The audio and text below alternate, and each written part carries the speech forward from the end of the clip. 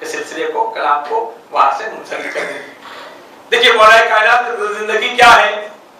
कभी मौलाए कायनात ने अपनी तरवीज के लिए किसी तंजीम का सहारा लिया हो, किसी सुपर ताकत का सहारा लिया हो, उनसे कहा हो कि तुम मेरे किरदार को प्रमोट करो, या कभी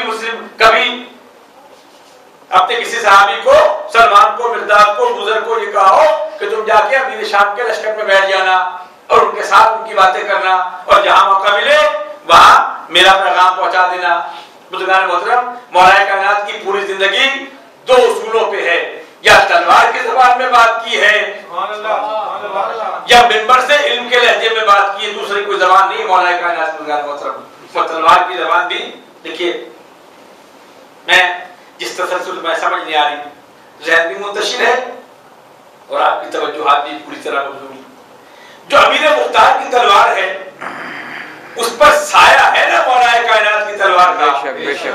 इसके बगैर तो तलवार चल नहीं सकती। बुजुर्गान मोहतरम, कि जो तलवार मौलाए कायनात ने चलाई, कायनात की वाहिद तलवार है जो अपनी पूरी रफ्तार के साथ चली, लेकिन ऐसी चली कि दुश्मन भी इस तलवार की तारीफ करता है। क्या कहने, क्या कहने, नारे हैदरी। लेकिन किसी भी जंग में तलवार पे चलना, आप देखिए मैं बराह रास्त और बिल्कुल 2x2=4 के लहजे में बात कर रहा हूँ। जब बजबे में तलवार चलती है या जहां अंबो हो, कसरत हो, तो वहां एक दो कत्ल होंगे और किसी को तलवार की नोक लगी होगी, किसी के चेहरे पे जख्म आएगा, कोई बच के निकल गया होगा। ऑप्शन है ना बुजुर्गान मोहतरम, देखिए साथ बोलिएगा जरूर। माशाल्लाह माशाल्लाह। पूरी तारीख उठा के देखिए, पूरी कायनात में कोई एक फर्द ऐसा हो जो ये कहता हो कि मैं मौला अली की तलवार से जख्मी होकर बच के आ गया। वाह वाह वाह वाह वाह वाह वाह वाह वाह वाह वाह वाह। ढूंढ लीजिए आप बुजुर्गान मोहतरम, वाह वाह कि तलवार चली है, आगे फौज है, लश्कर के अंदर जाके तलवार का हमला कर रहे हैं मौलाए कायनात, कोई तो ऐसा फर्द होगा जो जख्मी होकर बच गया हो। उसका जख्मी होना उसके लिए निशाने हैदर से कम नहीं है। वो सीना चौड़ा करके कह सकता है कि मैं वो हूं जो अली की तलवार से बच के आ गया है। अरे जब जिब्रील का पढ़ना बचा हो बुजुर्गान गिरामी, तो कोई कैसे बच सकता? तो उसका कोई ना कोई मंतकी नतीजा तो होगा कि जो तलवार चल रही है, तो उसका तो बताइए कि उस तलवार का कमाल क्या है। मिर्ज़ा साहब ने बयान किया बुजुर्गान मोहतरम, मौलाए कायनात की तलवार दो तरीके से चलती थी और चलने से पहले चेहरे से पूरी आने वाली नस्ल का जायजा ले लेती थी। क्या कहने, क्या कहने। कर चुका हूं, अब इन वाकयात को लफ्जों में एक लफ्जों में बयान कर रहा हूं कि मौलाए कायनात और मालिक अशरफ में जो मुकालमा हुआ था कि तुम तो हर एक को कत्ल करते जाते हो और मैं उसके नस्ल में देखता हूं कि क़यामत तक एक भी मोमिन आने वाला हो। इतनी एहतियात से तलवार चली है बुजुर्गान। इस एहतियात के बावजूद या तलवार ऊपर से नीचे चली है और आने वाला दो हिस्सों में तकसीम हुआ है, या तलवार दाएं से बाएं चली है, हुआ दो हिस्सों बराबर में तकसीम है। ये अली की तलवार का कमाल। बहुत जमाने गुजर गए, 100 साल पहले मोइज़ात अली में तस्करा है, कुछ लोग उस जमाने में मैंने सुना। देखिए, अगर 1400 साल के बाद किसी चीज का प्रूफ मिल जाए तो उसको तो कम से कम आप तस्लीम कर लेती है बुजुर्गान मोहतरम। अच्छा, बशर्ते कि आप हो तो तस्लीम करें। जब आप मानना ही नहीं चाहे तो बुजुर्गान मोहतरम, जिसने मौला अली को नहीं माना वो मेरे मुख्तार को क्या मानेगा। 100 साल पहले पंजाब के मज़ाफ़ात में, अच्छा ऐसे सारे वाक़यात देखिए, मुझे जरूर इल्जाम दीजिएगा, मुझ पर कुछ इल्जामात भी लगते हैं, पता नहीं ऐसे सारे वाक़यात जो मैं आपको सुनाता हूँ या मलंगों से वाबस्ता है या अली के आशिकों से वाबस्ता है। मेरा मिजाज ऐसा है बुजुर्गान मोहतरम, मैंने बड़ी कोशिश की कि मौजूदात के सिलसिले में इस तरह के जो जवाब मैं आपकी खिदमत में पेश कर रहा हूँ, ये कहीं मुझे ऐसे मकाम पर मिल जाए जहाँ कोई तदब्बुर हो, जहाँ सोच बचाव हो, जहाँ इल्म का तहय्युल हो। लेकिन ऐसे जो बेसाख्ता जवाब है वो मलंगों से मिलते हैं, और वो जवाब ये है कि जब पंजाब के एक मज़ाफ़ात में एक वहाँ मोमिना औरत रहती थी, उस शहर में एक नासबी रहता था, वो उसे दानिस्ता उन्हें सताता रहता था। ایک دن اس مومنہ نے مولا کائنات کو مدد کے لیے بلا لیا. 100 سال پرانا واقعہ, 1300 سال مولا علی کے حوالے سے, اور یہ 100 سال پرانا, یعنی 1300 سال کے بعد آپ کو دیکھا واقعہ. وہ رات کو وہ ناسبی اپنے گھر میں 2 حصوں میں تقسیم ملا. پولیس پہنچی بزرگان محترم, ظاہر بات ہے پولیس سیدھے راستے سے چل کے تو نہیں پہنچی ہو. ہر چیز پر مالک کا اثر ہوتا ہے بزرگان محترم. اگر اس کو کوئی سیدھا چلائے گا تو وہ سیدھا چلے. دیکھیں میں اس سے زیادہ میں ہاتھ جوڑ کے عرض کرتا ہوں, میرا ساتھ دیجیے گا.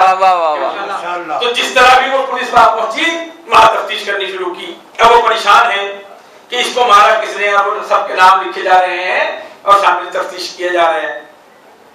یہ بات مشہور ہو گئی کہ اس کو 2 حصوں میں تقسیم کر دیا. چھری سے کیا, تلوار سے کیا, کلاڑی سے, یہ بحث ہو رہی. وہی کہیں سے علی کا ایک ملک گزر رہا تھا. اس نے جب سنا, دیکھیں علی کا ملک سنتا ہی کوئی بات ہے جس میں علی کا ذکر ہو, ادھر بات نہیں سنتا. یہ اس کا ایک بنیادی ٹیسٹ کیس ہے. اس سے آپ لاکھ باتیں کرتے رہے, دین دنیا کی 100 باتیں کرتے رہے, سنے گا وہی جہاں اس کی فریکوینسی ملے گی. علی کا نام لے تب وہ بات سنے گا, ورنہ وہ بات نہیں سنے گا. کئی باتیں اس کے کان میں آواز آئی, وہ رک گیا, کہتا کیا مسئلہ ہے. انہوں نے کہا اس طرح واقعہ ہے. بس اس نے کہا کہ اتنی محنت مت کرو, اتنے پریشان مت ہو, میں تمہیں ایک نسخہ بتا دیتا ہوں. اس دونوں حصے کا جا کے وزن کرو, اگر تو دونوں برابر ہوئے تو مولا علی نے قتل کیا ہے, اور اگر کوئی کمی بیشی ہو تو پھر مولا علی نے قتل نہیں کیا. 1300 سال بعد کا یقین ہے اس شخص پر, اس ملک پر.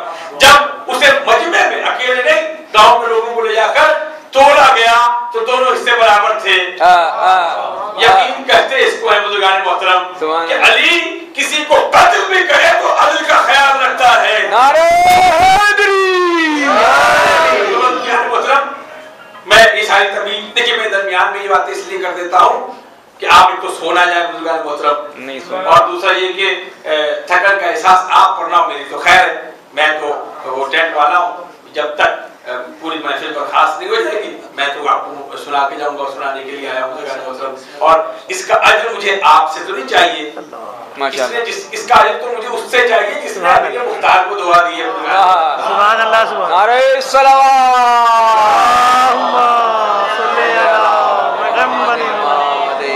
امیر شام کے تخت حکومت میں بیٹھنے تک عبداللہ ابن زبیر کی ہلاکت تک ایک کڑی ہے جس کے درمیان مختار کا ذکر آتا ہے. اور تیزی سے ان منظروں کو گزار دوں. دیکھیں کوفہ جس مقام پر جہاں پہ تخت حکومت بنی ہے امیر مختار کی, پہلے اس کا محل وقت کو سمجھ لیجئے, کوفے کے حالات سمجھ لیجئے, اور کن حالات میں کیسے لوگوں کے ذریعے امیر مختار کا کیا رویہ ہونا چاہیے, ایک لمحے کو ہم تجزیہ کر لیتے ہیں. کوفہ وہ مقام ہے جو مولا کائنات نے اپنے زمان دور حکومت میں سے چھاؤنی بنائی تھی. یہ بھی بہت کم لوگوں کو سمجھ آئے گا کہ مولا علی نے کوفے کا انتخاب کس لیے کیا تھا. جب مولا علی کی باقی باتیں آپ کو سمجھ آ گئی ہو تو یہ بھی سمجھ آ جائے گی بزرگان محترم. سورج کو کیوں پلٹایا تھا, نصیری کو کیوں زندہ کیا تھا, مجھے تو آج تک سمجھ نہیں آئی بزرگان محترم کہ مولا نے جب مار دیا پھر زندہ. میں سے سوال کرتا ہوں, ملک کو مارا مولا کائنات نے, تو کس طرح بات نکلتی چلی جائے گی, اور اسی میں درمیان میں میری گفتگو آئے گی. کل سے انشاءاللہ براہ راست گفتگو کروں گا. دیکھیں مجھے آج تک ایک بات سمجھ نہیں آئی, مجھے سمجھا دیجیے گا, لیکن ممبر پہ مت کیجیے گا کہ تم ٹیڑھے ہو. ممبر پہ میں سیدھا رہوں گا, اس لیے کہ مولا علی کا ماننے والا, مجھے بعد میں سمجھانے کی کوشش کیجیے گا.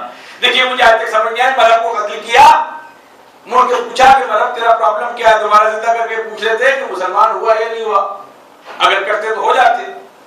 اطہر کو قتل کیا, عمرو بن عبد الود کو قتل کیا. مولا کائنات کا اصول ہے جس کو ایک طرح 2 ٹکڑے کر دیا پھر پلٹ کے دیکھا نہیں, چھاٹ پٹک کے قتل کیا, اسے پلٹ کے دیکھا نہیں. مجھے ایک سوال میرے ذہن میں بہت عرصے سے, اور انہوں نے کی خدمت پیش کر رہا ہوں, یہ جو نصیری کو قتل کیا ہے, اچھا عجیب مکالمہ ہے دونوں کے درمیان.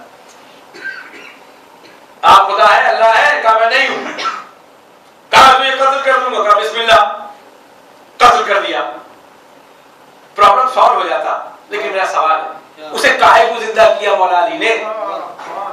کیا مولا علی جانتے نہیں تھے کہ اس کے دل میں کیا ہے؟ کیا دیکھنا چاہتے تھے؟